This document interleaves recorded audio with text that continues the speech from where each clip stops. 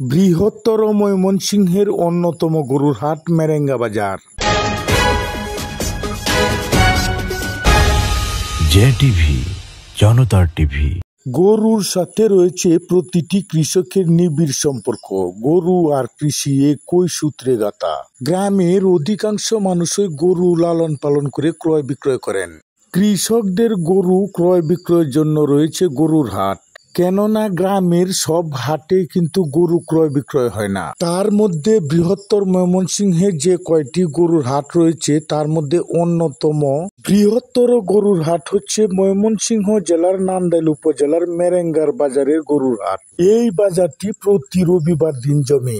এই বাজারে এত পরিমাণ গরু উঠে আর ব্যাপারী আসে যে বাংলাদেশের অধিকাংশ জেলা হতে গরুর ব্যাপারীরা তাদের গাড়ি বহর নিয়ে গরু ক্রয় বিক্রয় করার জন্য চলে আসেন এই মেরেঙ্গার বাজারের গরুর হাটে। মেরেঙ্গা বাজারের রাস্তার দুই পাশে শত শত গাড়ি সারিবদ্ধভাবে এইভাবে দাঁড়িয়ে থাকে।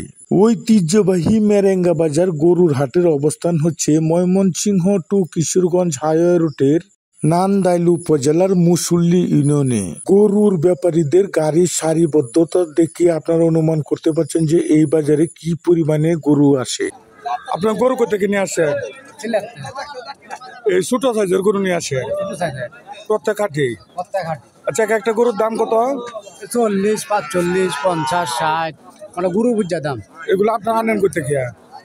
সিলেট নিজেরা পালেন? না, আমরা ব্যবসা করে এনে বেশি হাটে এই আজকে কয়টা নিয়ে আসছেন?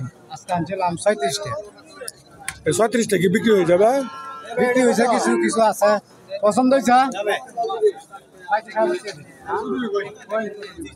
ঐতিহ্যবাহী মেরেঙ্গা বাজারের গরুর হাটের চারপাশের আংশিক ভিডিও চিত্র আপনাদের সামনে তুলে ধরছি। আপনারা সম্পূর্ণ ভিডিওটুকু দেখুন। প্রয়োজনে ভিডিওটি শেয়ার করে দিন যেন কৃষকরা সহজে এই বাজারটির সাথে পরিচিত হয় এবং গরু ক্রয় বিক্রয় করতে পারে।